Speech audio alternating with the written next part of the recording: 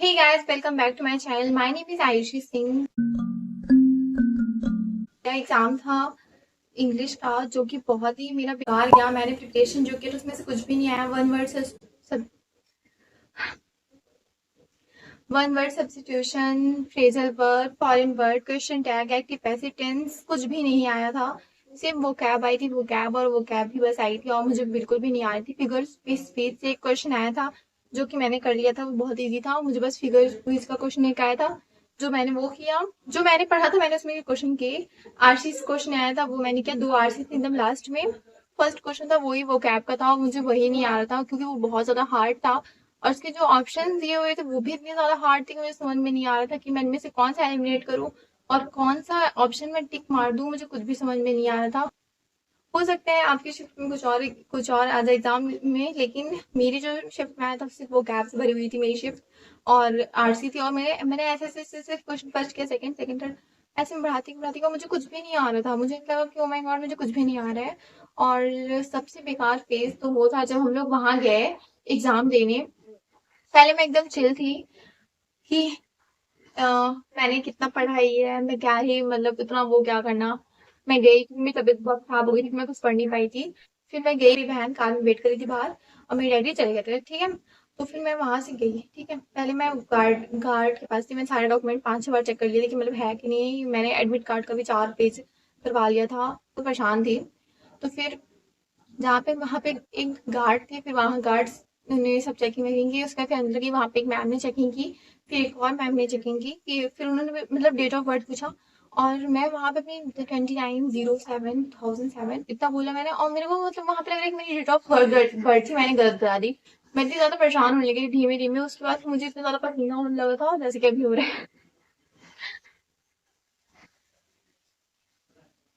फिर उन्होंने मैं उनसे बोला कि आप अपना राइट थंब यहाँ पे लगा दीजिए। और मैं अपना राइट थंब किसी लेफ्ट हैंड उठा के कह रही हूँ और मैं इतनी ज्यादा परेशान थी, मैं परेशान होने लगी।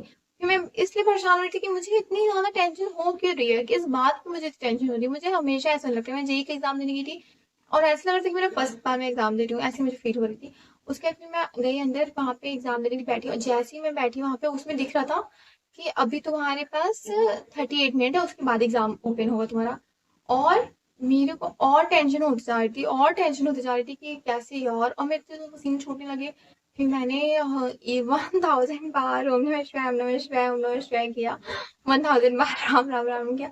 और फिर टाइम ऐसे तभी भी टाइम खत्म ही नहीं हो रहा था। फिर भी इतने टाइम बचा था। फिर मैं बहुत ज्यादा मतलब मुझे ऐसे होता रहता है, मुझे नहीं समझ में आता कि मुझे ऐसा क्यों होता है। सो जाती हूँ, बहुत ज्यादा नर्वस हो जाती हूँ। फिर जो मुझे लगता है कि मुझे जो आता है मैं वो भी भूल जाती हूँ। और इतनी बेकार कंडीशन हो गई थी। फिर मेरी हार्ट बीट बहुत ज़्यादा तेज़ हो गई थी।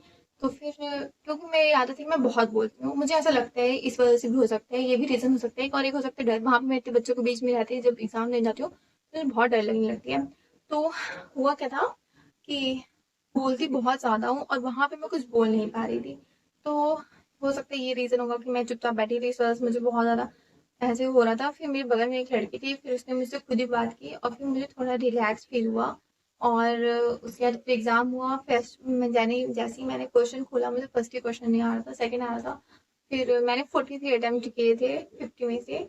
एंड पता नहीं अब क्या उसमें सही हो क्या नहीं हो। मैंने इतनी सारी चीजें पढ़ी थी, इतनी सारी चीजें याद की थी इतनी मुश्किल से, क्योंकि मुझे याद भी नहीं हो रही थी। मेरे पास टाइम बहुत कम था क्योंकि सब कह रहे थे, मेरे डैडी ने कहा था कुछ पढ़ाई नहीं है और ना तुम्हें आता है तो तुम्हें एग्जाम देने की जरूरत नहीं है, फालतू में क्या जाओगे एग्जाम देने और इतने दूर।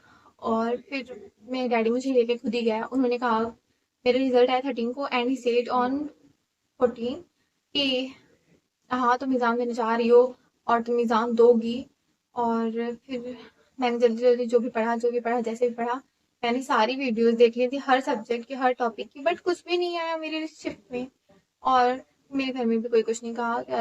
कि बस चलो हाँ एक एग्जाम देने के लिए होता है कि पता चले कि आइडिया हो कि कैसे हुआ है कैसे नहीं। तो फिर बहुत सारी और मेरे दिमाग में बहुत सारी चीजें, मैं सारे रास्ते भर सिर्फ वो कैब ये वो कैसे हुआ कहाँ से आया था क्वेश्चन, कौन से क्वेश्चन थे, बार बार सर्च करी थी मीनिंग उसकी। और स्पेलिंग पूछा था।